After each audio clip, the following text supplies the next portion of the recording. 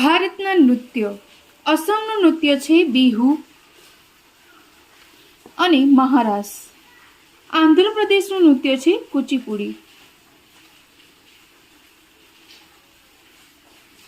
તેલંગાણાનું નૃત્ય છે કુચીપુડી. બિહારનું નૃત્ય છે ફાગુન. ગુજરાતના ગરબા અને દાંડિયા. હરિયાણાનું નૃત્ય છે સાંગ અને ઘોડી નાચ.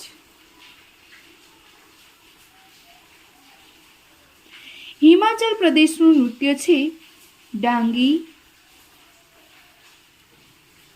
છપેલી